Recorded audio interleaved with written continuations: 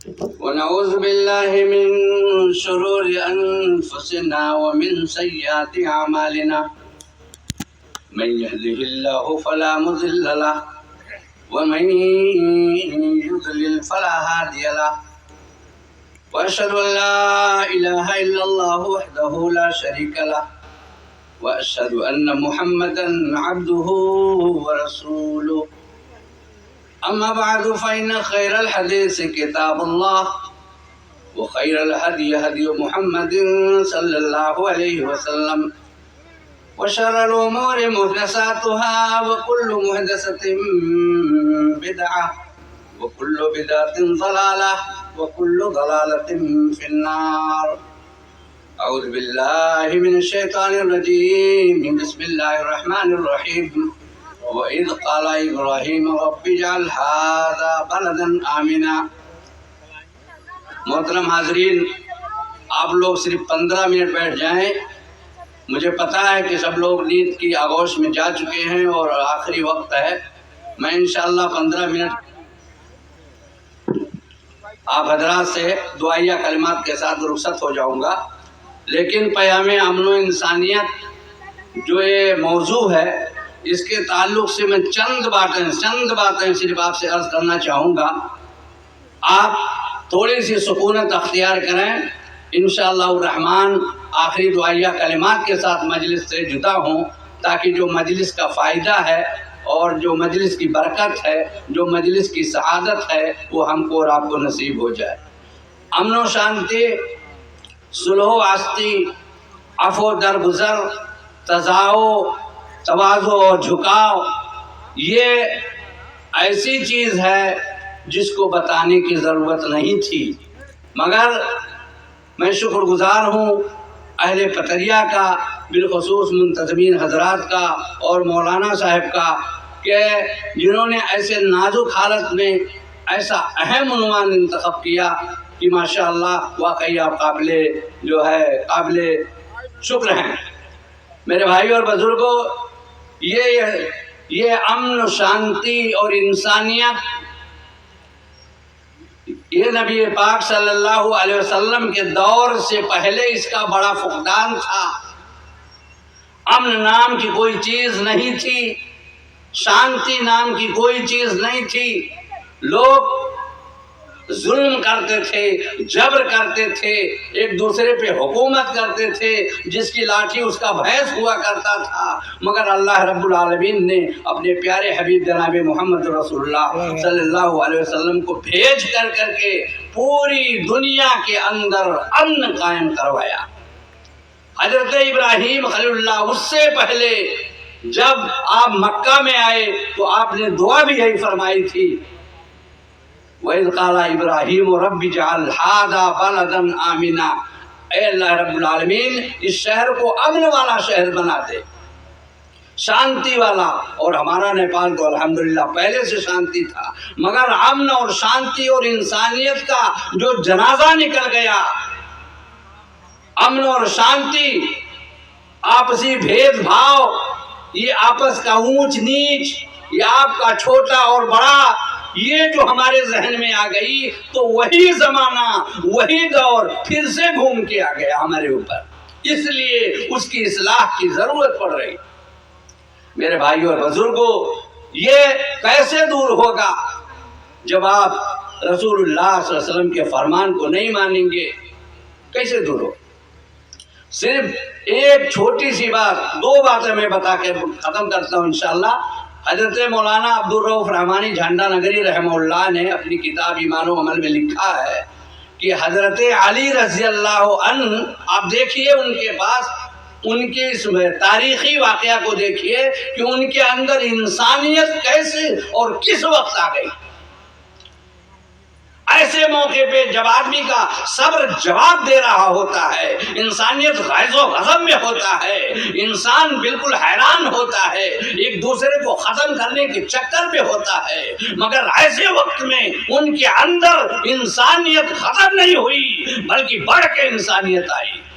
حضرت علی رضی اللہ عنہ میدان کارزار میں جہاد کر رہے ہیں.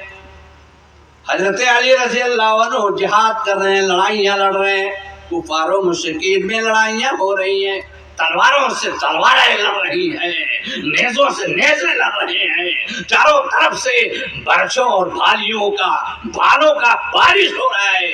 मेरे भाइयों, ऐसे वक्त में जब कोई किसी को देखता नहीं है, इंसानियत और रहमो करम नाम की कोई चीज नहीं होती है, ऐसे अली रज़ी अल्लाह अन्हु भी एक काफिर से बरसरे पैकार है। लड़ाइयों पे लड़ाइयाँ हो रही हैं, दांव पे दांव खेले जा रहे हैं, पैतरों पे पैतरे बदले जा रहे हैं। कभी हजरत अली रज़ी अल्लाह अन्हु गालिब आते नजर आते हैं, कभी वो काफिर गालिब आता नजर आता है। ये क्या होता है कि हजरत अली रज़ी अल्लाह अन्हु जो शेरे खुदा है, उस काफिर को उठा के जमीन पे पटक देते हैं और उसके सीने पे सवार हो जाते हैं। तलवार निकाली और करीब था कि उसका गर्दन जुदा कर दे, मगर उस काफिर ने क्या चाल चली, उसने शेरे खुदा हजरत अली रज़ी अल्लाह अन्हु के चेहरे पे थूक दिया। मेरे भाइयों, एक पल के लिए आप अंदाजा लगाओ, यही हाल हमारे साथ होता, आपके साथ होता, किसी और के साथ होता, आप उसका क्या जवाब देते? क्या आपकी इंसानियत उस वक्त जिंदा होती? हजरत अली रज़ी अल्लाह अन्हु ने उसको उठा के जमीन पे पटका और उसके सीने पे चढ़ गए, तलवार निकाल ली और करीब था कि उसका गर्दन जुदा कर दें।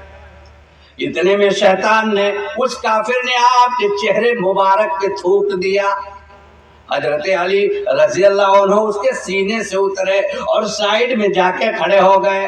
बड़ा हैरान हो गया वो काफिर, जल्दी से उठा, अपने कपड़े उपड़े झाड़ा और साइड में खड़ा हो गया और कहने लगा, हजरत अली, अभी तक तुम हमें मारने के लिए तैयार थे, मेरा सर तन से जुदा करने के लिए तैयार थे और मुझे जमीन पे पटक के मुझ पे गालिब भी हो गए थे। ये क्या हुआ? ये हैरान करने वाली बात क्या पेश आ गई कि आपने मुझे कत्ल करने से अपना हाथ रोक लिया, तेर तलवार नेजा भाला साइड में लेके जाके खड़े हो गए। ये क्या हुआ? हजरत अली रज़ी अल्लाह अन्हु बयान करते हैं कि ऐ काफिर, जब मैंने तुझे जमीन पे पटक दिया था और मैं तुझे कत्ल करने के डर पे था, तूने मेरे ऊपर थूक दिया, मुझे गैज़ो गज़ब की हालत में ढकेल दिया, शैतान मेरे नफ्स पे गालिब आ गया। अगर मैं ऐसी हालत में तुझे कत्ल कर देता तो ये लिल्लाहियत नहीं होती, इसके अंदर इंसानियत नहीं होती। मद्दे मुकाबिल में आके हमसे लड़ो, फिर देखो तुम पड़े जमीन पे ऐसी हालत में मेरी इंसानियत क्या मर गई थी जो मरे हुए इंसान को मैं मारता। मेरे भाई और बुजुर्गों, इतना कहना था कि वो काफिर इस्लाम ले आया, हल्का बगोश इस्लाम हो गया। लोग कहते हैं ना कि ऐसे ही तीर से, तलवार से, नेज़ों से, भालों से इस्लाम फैला था। इस्लाम की तारीख का मुताला करो मेरे भाइयों, ऐसे ऐसे कितने वाक़यात मिलेंगे जहां मुसलमानों ने अमन और शांति दिखाई है, फिल्म बुर्दारी दिखाई है, जहां मुसलमानों ने इंसानियत दिखाया है, जहां मुसलमानों ने अपने अखलाक का करीमाना जौहर दिखाया है, वहां तलवार से नहीं, नेज़ों से नहीं, भालों से नहीं, उसी अखलाक और इंसानियत से पूरा का पूरा कबीला मुसलमान हो गया। ऐसी सैकड़ों तारीखी वाक़यात आपको मिलेंगे।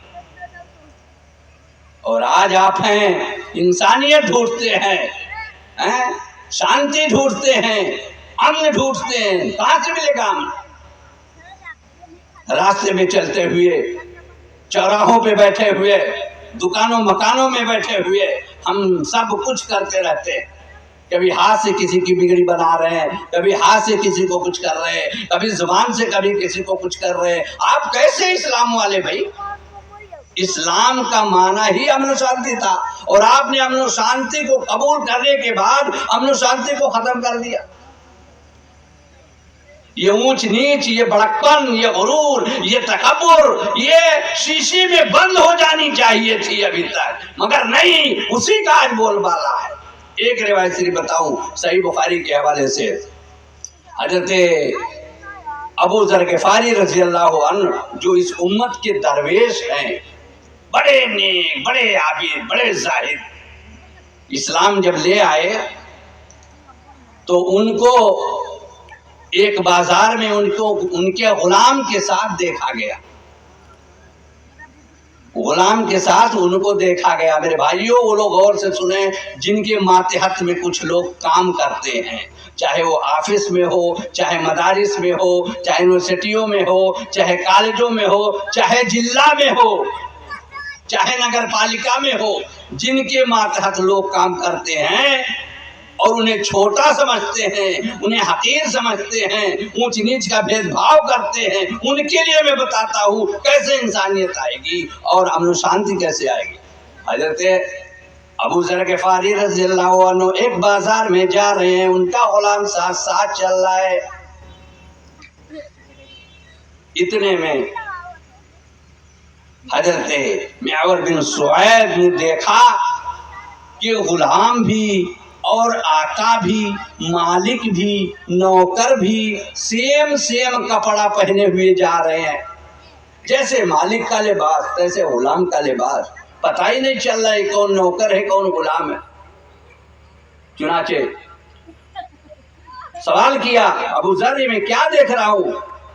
حضرت ابو ذر غفاری رضی اللہ عنہ بیان فرماتے ہیں کہ ایک مرتبہ کا معاملہ ہے، مجھے سخت ترین غصہ آ گیا، میں نے اپنے غلام کو لعنت ملعنت کر دی، میں نے اس کی ماں کو تانا دے دیا، میں نے اس کی ماں کو کالے والے بیٹے کا نام دے دیا، یہ تانا دے دیا، اے بلال تیری ماں تو کالی ہے، کالی کہہ کر کے میں نے بلال کو تانا دے دیا تھا۔ جب یہ بات رسول پاک صلی اللہ علیہ وسلم کی عدالت میں پہنچی، میرے نبی نے کہا تھا، اے ابو ذر کیا تمہارے اندر سے ابھی جاہلیت کی بو پوری ختم نہیں ہوئی؟ یہ تانا میں نے دیا تھا حضرت بلال کو، حضرت بلال رضی اللہ عنہ کو کہ تمہاری ماں تو کالی ہے، ایک کالے کے بیٹے۔ ان کو یہ بات دل میں لگی اور دل میں لگنے کے بعد یہ اللہ کے رسول کی عدالت میں پہنچ کر کے انہوں نے شکوہ کیا تھا۔ میرے رسول نے فرمایا تھا، ابو ذر ابھی تمہارے اندر سے مکمل جاہلیت کی بو ختم نہیں ہوئی ہے۔ یہ کیا اونچ نیچ کا بھید بھاؤ لگا رکھا ہے، کالے گورے کا، اونچے بڑے کا، اونچ نیچ کا، یہ کون سا بھاشا ہے بھائی؟ حضرت ابو ذر غفاری رضی اللہ عنہ بیان فرماتے ہیں، اسی رسول اللہ صلی اللہ علیہ وسلم کی عدالت میں حضرت ابو ذر غفاری رضی اللہ عنہ نے معافی مانگتے ہوئے کہا تھا، اے میرے غلام میں زمین پہ سوتا ہوں، اس خالی فرش میں اپنے رخسار کو رکھتا ہوں، اپنے گال کو اس مٹی پہ رکھتا ہوں، اور اے بلال تو اپنے پیر سے میرے چہرے کو رونق دے، مجھے اتنا غرہ اور اتنا غرور کیوں کرایا؟ جب تک آپ میرے چہرے پہ پاؤں رکھ کے اس زمین میں رگڑتے نہیں ہو، میں سمجھتا ہوں کہ آپ نے مجھے معاف نہیں کیا۔ کون ہے یہ؟ امت کے سب سے بڑے درویش، سب سے بڑے عابد و زاہد حضرت ابو ذر غفاری رضی اللہ عنہ فرماتے ہیں غلام سے، میں زمین پہ سوتا ہوں، اپنے گال کو زمین پہ ستا کے سو رہا ہوں، اس کو اپنے پیر سے رگڑ دو تاکہ یہ جاہلیت کی جو بو ہمارے اندر آئی تھی یہ پوری کی پوری ختم ہو جائے۔ آپ کیا سوچتے ہیں میرے بھائیوں اور بزرگوں؟ شانتی امن ایسے آئے گی، آپسی اتحاد و اتفاق، پیار و محبت، اب وہ درگزر سے ہی امن و شانتی قائم آئے گی۔ آپ بھول گئے وہ فتح مکہ کا پورا واقعہ؟ مکہ والوں نے نبی پاک صلی اللہ علیہ وسلم کو کتنا ستایا تھا، تاریخ طبری کے حوالے سے کتنا ستایا۔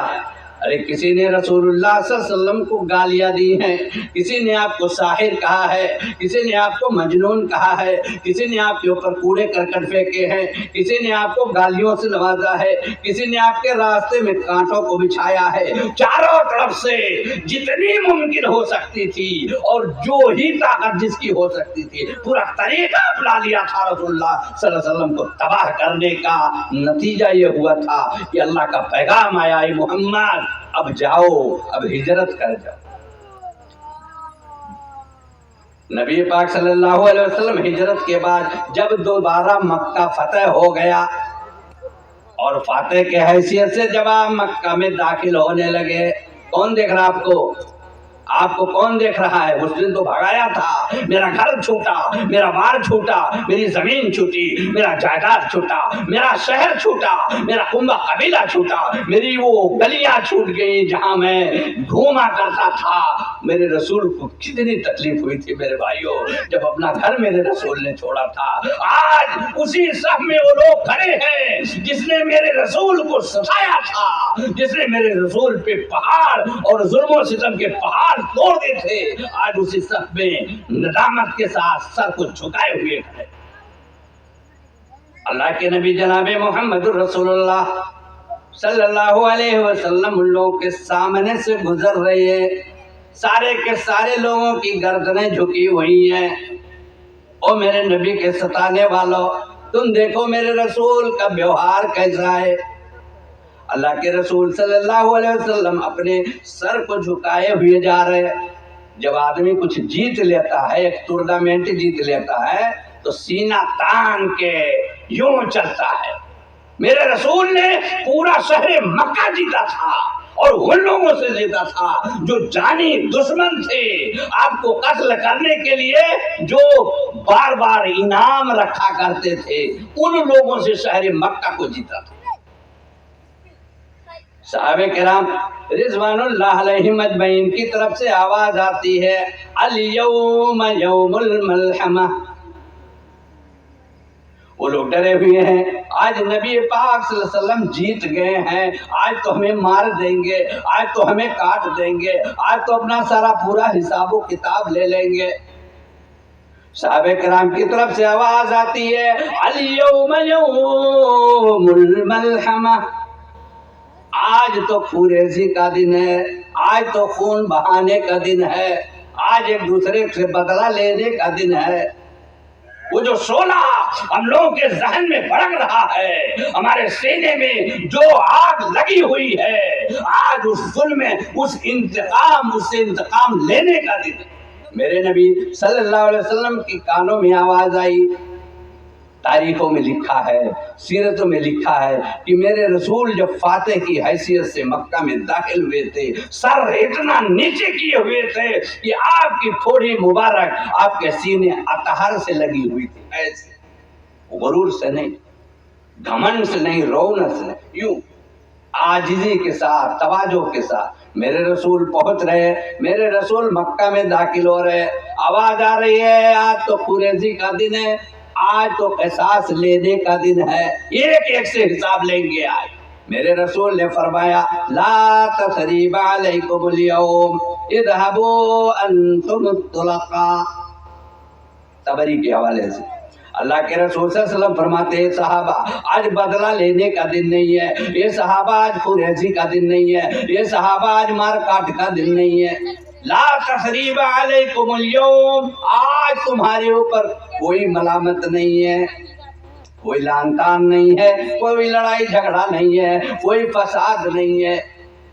اذهبوا انتم الطلقاء، چلے جاؤ چلے جاؤ، سب کے سب آزاد ہو، سب کے سب آزاد ہو۔ یہ فتح مکہ کا واقعہ ہے جو سیرت ابن ہشام اور صحیح بخاری اور دیگر تمام سیر والی کتابوں میں لکھا ہوا ہے۔ میرے بھائیوں، یہ دیکھنا تھا کہ وہاں کے لوگ ہلکا بخوش اسلام ہو گئے، تو یہ چیز جب آپ سامنے رکھو گے تب تو شانتی آئے گی۔ لوگ کہتے ہیں کہ مار کاٹ سے شانتی آئے گی، شانتی جہاں مار کاٹ کی ضرورت ہے وہاں رہے گی۔ جیسے قرآن کریم کی آیت ہے، من قتل نفسا بغیر نفس او فساد فی الارض، وہاں مار کاٹ ہے۔ اس پر لوگ اعتراض کرتے ہیں اس آیت پر کہ قرآن کہتا ہے کہ ایسے لوگوں کو مار دو، ایسے لوگوں کو کاٹ دو۔ قرآن کہتا ہے اس سے زندگی ملتی ہے، وَلَكُمْ فِي الْقِصَاصِ حَيَاةٌ يَا أُولِي الْأَلْبَابِ، اے لوگوں بدلہ لینے میں زندگی، بدلہ لینے میں تو موت ہے۔ میں آپ کو مار دوں تو لوگ کیا کہیں گے؟ اس میں زندگی ہے؟ نہیں، زندگی نہیں، موت ہے۔ تو میرے بھائی اور بزرگوں، اس طریقے سے امن و شانتی قائم کرنے کے لیے آپ کو اپنے حال، اپنے کردار، اپنے میلانات، اپنے رجحانات، اپنے طور طریق سب کو جانچ کرنا پڑے گا، چیک ان کرنا پڑے گا. پھر آپ جو ہے اپنے ماحول میں، اپنے معاشرہ میں جو ہے امن اور شانتی اور انسانیت لا سکتے ہیں. وہی انسانیت لانی پڑے گی جو رسول کے دور میں تھی، جو محمد صلی اللہ علیہ وسلم کے اصحاب میں تھی، آپ کے تابعین میں تھی. میرے بھائی اور بزرگوں، آئیے آخر میں دعا کریں کہ اللہ تبارک و تعالی ہم تمام لوگوں کو صلح و آشتی کے ساتھ، امن و شانتی کے ساتھ رہنے کی توفیق دے. وما توفیق الا باللہ، علیہ توکلت و الیہ انیب. والسلام علیکم ورحمۃ اللہ وبرکاتہ.